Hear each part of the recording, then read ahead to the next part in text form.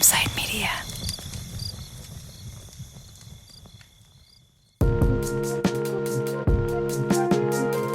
Hey, Campside listeners. Welcome back to Inside the Tent, our show where we go behind the microphone of our favorite podcasts and talk to the people who brought them to life. My name is Josh Dean, and I'm one of the founders here at Campside Media, as well as the host of some shows you might have heard, like Chameleon Hollywood Con Queen, Hooked, and most recently, White Devil.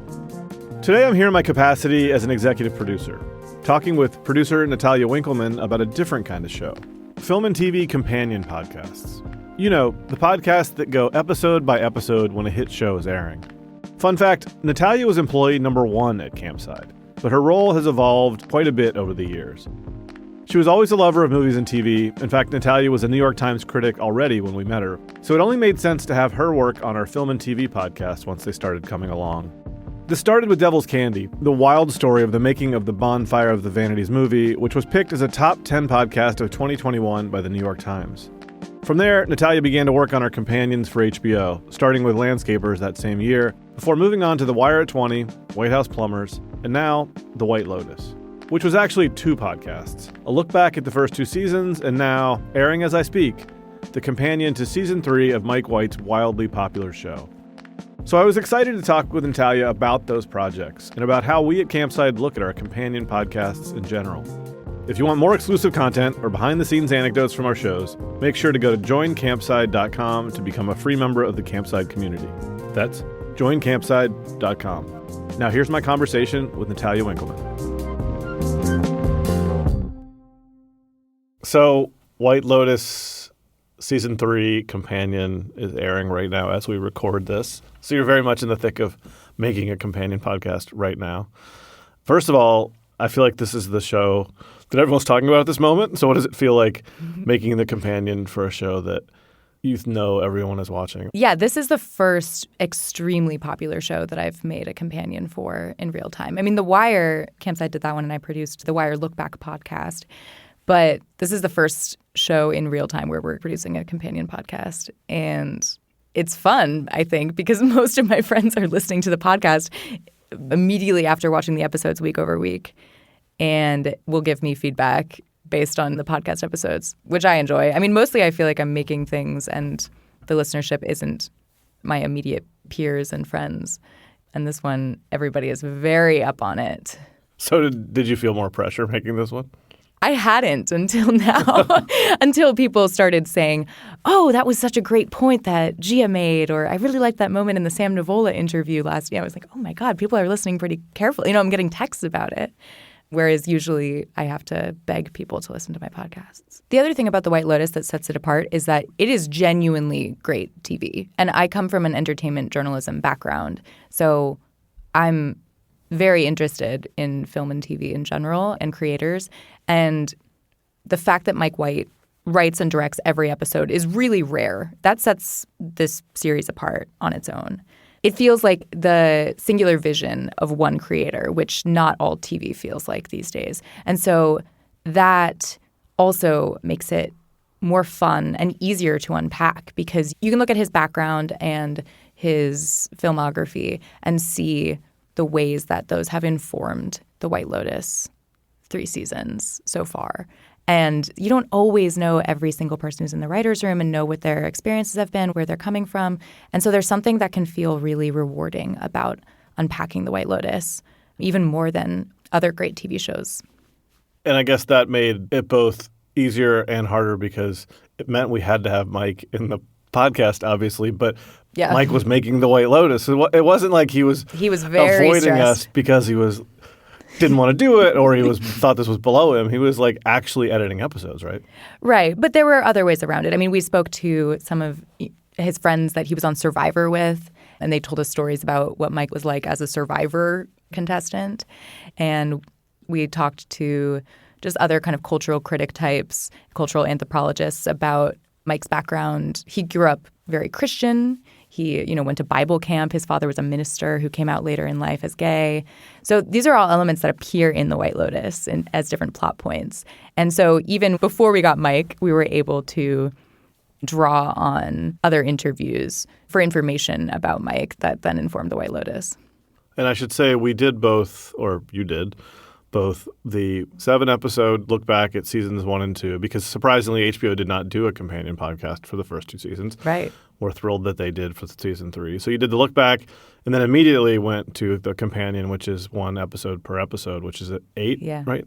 Which is 8. And that was the conception. We wanted to put out the look back right before season 3 to get people excited about season 3 and remind them of what was great about seasons 1 and 2, because we also figured that people would be rewatching seasons 1 and 2 leading up to the season 3 premiere.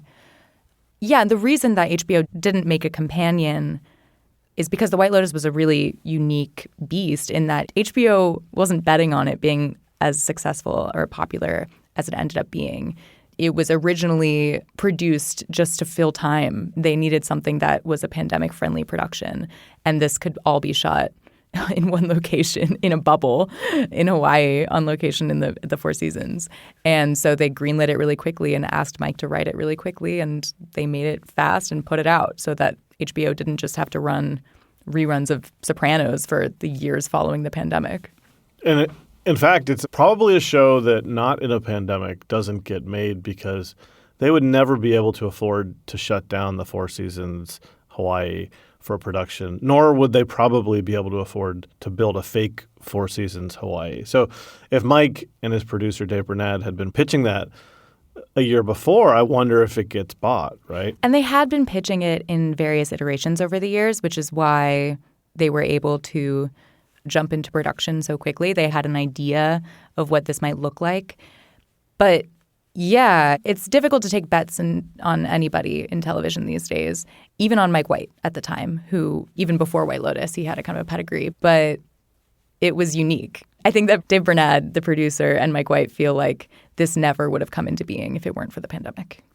And also it was never conceived as an anthology, right? Wasn't it originally going to be a 1-season limited series? Oh, yeah, of course. And they were making the series, and Dave Bernad remembers thinking, we might never finish this. It might never see the light of day. HBO is just giving us money to do this right now because nothing else is in production. All of Hollywood is shut down. We're the only people working right now. And they had no idea where it would go from there. And then it became this huge success. And after that, right, I mean, they could have done a season 2 with the same characters, or they could have just, HBO could have said, Mike, you're brilliant. Let's make something else. Let's make a family TV show. But instead, Mike said, no, I want to continue this as an anthology. And HBO agreed. And it's now like the show, right? I mean, now with Succession gone, it feels like it's the HBO show. I mean, HBO is still very good at creating event television. Yeah. Probably the one thing they're still better at than anyone else. But it's true. What are the other appointment television series right now? I mean, it's Severance. Right. Severance, of course. And Game of Thrones, but that's a different kind of appointment television. Also not airing right now. Whatever it's called, House of Dragons. Whatever the Game of Thrones, there really isn't a lot of this happening. And so I think we feel pretty lucky to be making this and hopefully can do companions, because season 4 has already been greenlit, right? Right. And this is a show, yeah, it's not only appointment television, it's something that the internet loves, which I think HBO recognizes. And that's another reason why it makes for a great companion podcast, because people are interested in looking for the Easter eggs and talking about it with their friends afterward. It's not just something that you watch and then go to sleep. You're still thinking about it and posting about it and looking at memes months afterward. I'm guilty of overthinking our companion strategy in the sense that I'm like, oh, we're a journalism company. Everything should be original. Like, we should make companion podcasts that are doing original reporting to expand beyond the – and of course that does happen in these, but I think really what the audience wants in a companion like this is additional conversation about the show, right? HBO is really smart in the way they handle this. Like, at the end of the show, it says listen to the podcast. At the beginning now too, I think, right? And if you're missing an opportunity, I think, if you're not making a show that allows people to either get the questions answered that they might have, or hear a little bit more about how that thing came about, or hear from an actor who played a huge role in that particular episode. Mm-hmm. And I think that's generally how you're approaching it, right? Yeah. One big part of the production of The Companion is that Gia and Josh, our co-hosts, they recorded their recap analyses that play at the beginning of the companion episodes. They recorded those immediately after watching the episode. So we would watch screeners of the episodes. We'd watch a screener of episode 1 and then record. Screener of episode 2 and then record. So they were watching it and then discussing and unpacking it in real time. They didn't know what was going to happen. When you're listening to them discussing episode 2, they don't know what's going to happen post episode 2. And I thought that was really valuable and a really nice way to do it. And then, of course, when our great team is editing it, we know what's going to happen. So we're able to pick and choose parts of their conversation that are most relevant. But they are in it with the viewers. And that's different from other companion podcasts that are hosted by creators or by the actors who will kind of say, I don't know, that might be important later on. These are just really smart people essentially having a book club about the episode afterward.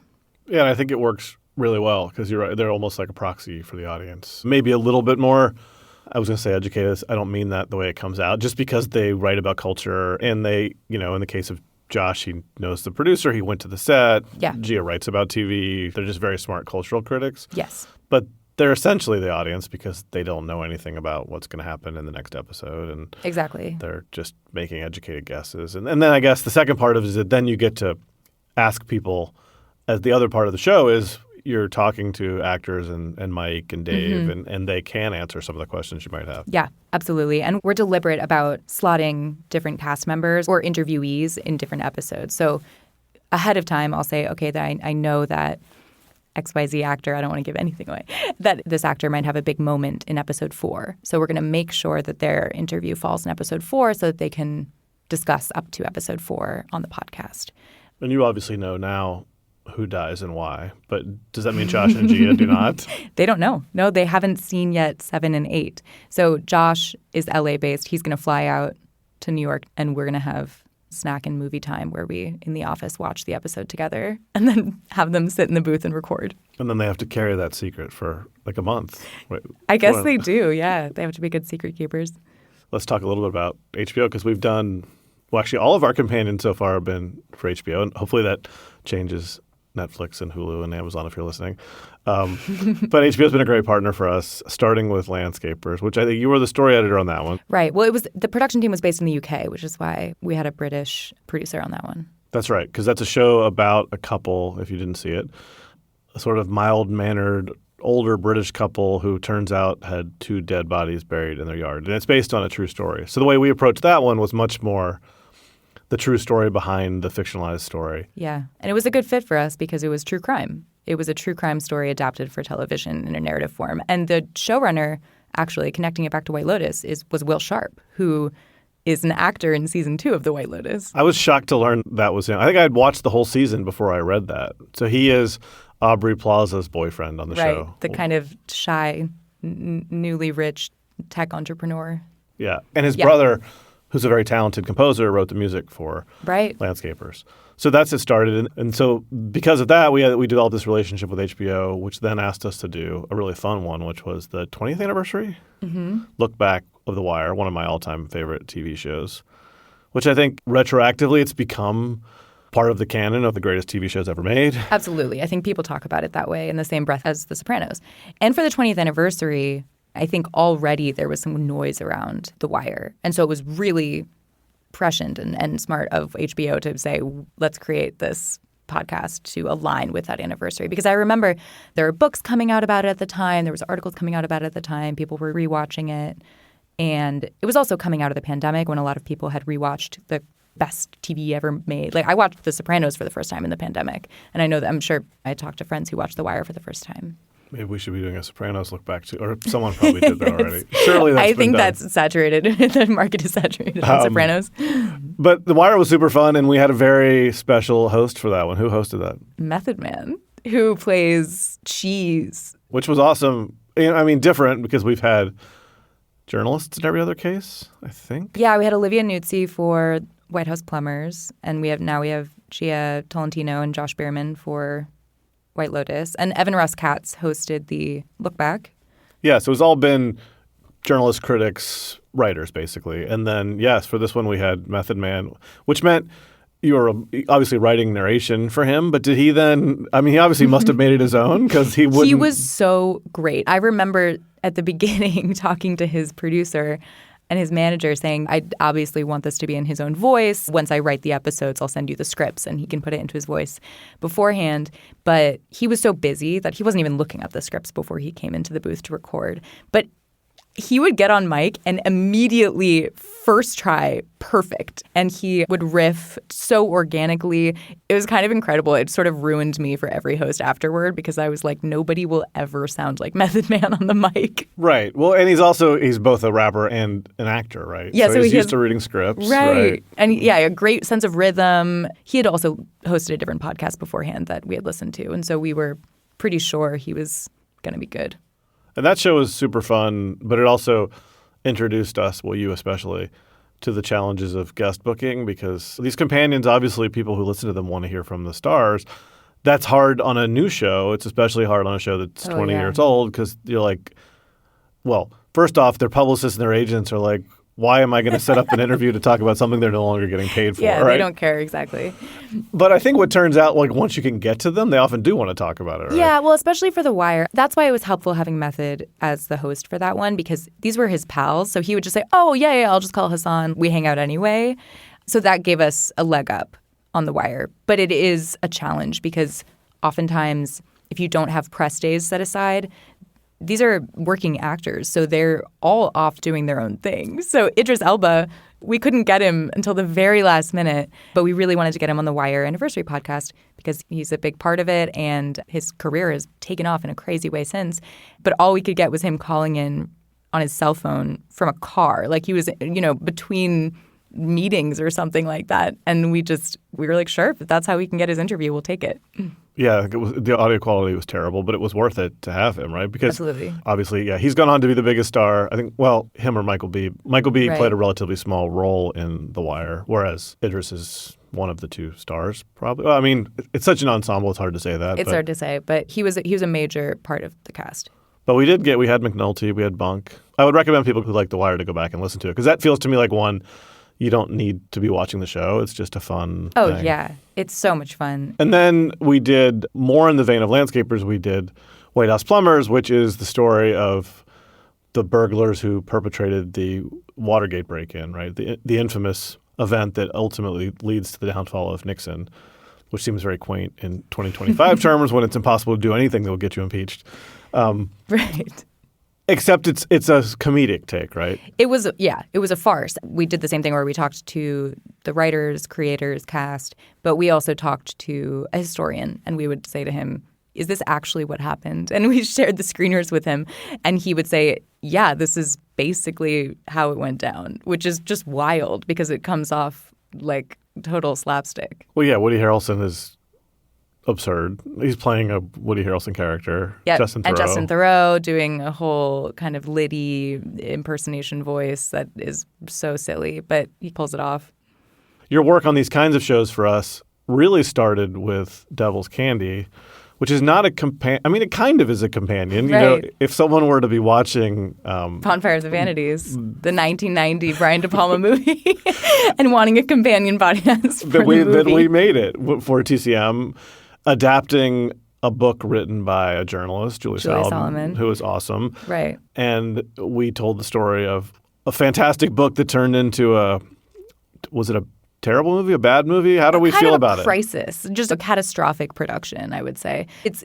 Yeah, I mean, this was like, what does it look like to be behind the scenes of a movie production?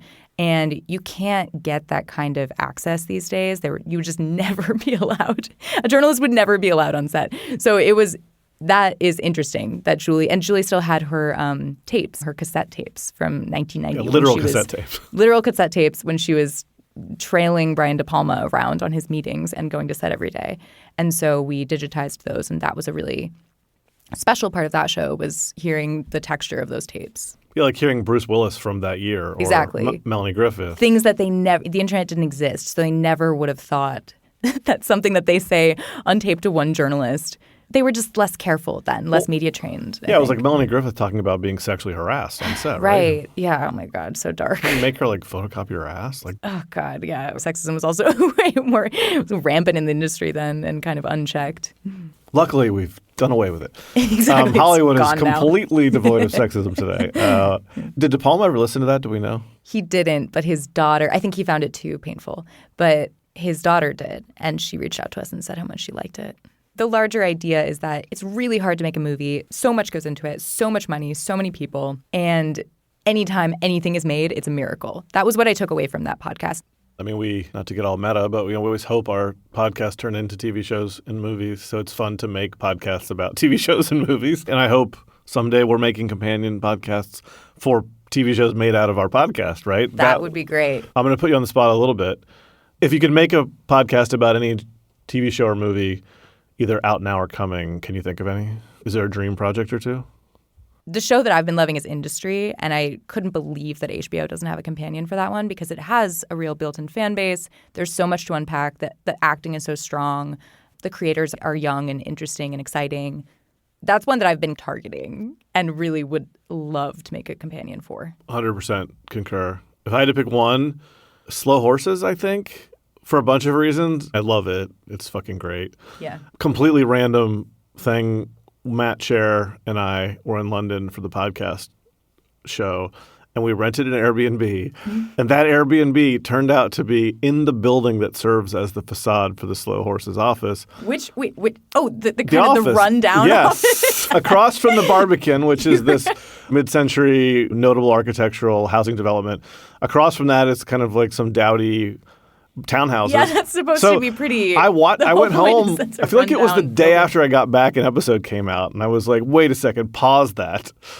Matt and I stayed in that, which is just, I can't believe that of all the places in London, the only Airbnb I've ever rented was in the Slow Horses building. But I loved it before that anyway. But now I'm like, wait a second, I'm like somehow connected on a spiritual level to this show. Yeah, I'm almost like worried about you. That's the Airbnb that you chose. This doesn't look very nice. We're still a startup. We don't have like New York Times money over here. But I love that show. I would love to make one about any spy show, but that's probably my pick. That makes sense. But all of which is to say, we would love to make more of these things. They're fun. They're creatively challenging. And you're obviously very good at producing them. So I love doing it. I think that this is, I've been so lucky to be making these. And hopefully they'll continue to remain popular so that studios will continue to make them because I do think they're really valuable and that audiences love them. White Lotus is currently as we speak today, is the #1 film and TV podcast on the Apple podcast charts. Yeah. I'm sure there are streamers and studios out there that question the value, or like their accounting departments are like, is it worth it? Right. But HBO, I think, not only has proven their commitment to it, but they promote it at the start of the show, at the end of the show, because they recognize that the audience gets 1 hour a week to engage with the actual product. And of course, they don't just turn off after that and go, let's move on to the next show. They're like, oh my God, I want to talk about this. I want to think about it. Who can I talk to about it? Yeah. And if you want to make it an event, which it should be, then why not create more fanfare around every episode? It's a relatively small expense, actually, compared to most of the other ways that they're promoting. Tiny expense. Tiny. Yeah. So it feels like a no-brainer to me. The interesting thing is, and I hope we get the chance to do one soon, is for a binge show, like almost anything on Netflix, right? Like there's some shows on Netflix I would love to make. The Gentleman is one that comes to mind, a show that I loved. But when you drop it as a binge, then you have to think about the companion a little differently, I think. Maybe you don't want the episodes to exactly react to the episodes, more like reacting to the series, right? And I guess, how did the series come about? Which seems like such a trite beginning, but I think it's kind of essential to almost any show where people are just like, why did you make the show? Yeah. Right? For season 3, Mike White came up with White Lotus when he was high on a nebulizer in Thailand. I learned that on the podcast. I've gotten so many texts about that since. Yeah, the origin story is key because they're always crazy. So I imagine you would do that. It's just a matter of like you probably aren't then immediately reacting to episode 2. But probably what happened in episode 2 is a larger plot point over 8 episodes. Yeah, you might approach it the same way that you would a companion to a movie because you're not going to watch half the movie and then listen to an episode of the podcast. You're going to watch the full movie and then listen to the podcast. And so it's the same thing. If you think that someone is going to binge Stranger Things and then wants to remain engaged with Stranger Things before the next season, then you could see it as a in-between seasons kind of thing, something like that. If we happen to have any potential partners listening to this, that's an idea that I've wanted to do almost since we started the company, which was let's use stories to fill the gaps between seasons because fans hate that wait for the next season. And like with Severance where it's like 3 or 4 years, like that's not usual. But even a full year, you're like, wait, I don't want to wait a year. Totally. What if I could hear from some of those characters? And then the other frontier I hope we can conquer is companions for unscripted projects. So doc series, reality TV. I mean, reality TV to me is such a no-brainer. The example I always give is Drive to Survive. People love that show. it's almost like a soap opera featuring real characters, Formula One drivers.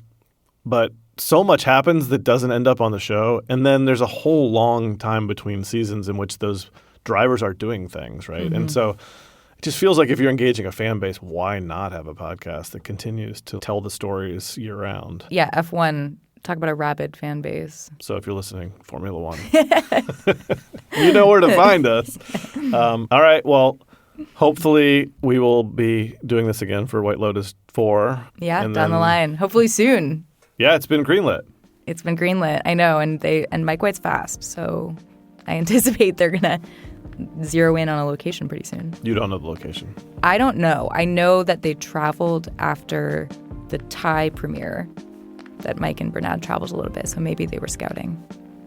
All right, we're not breaking news here today, but hopefully we'll all know soon. All right, thank you. Thank you.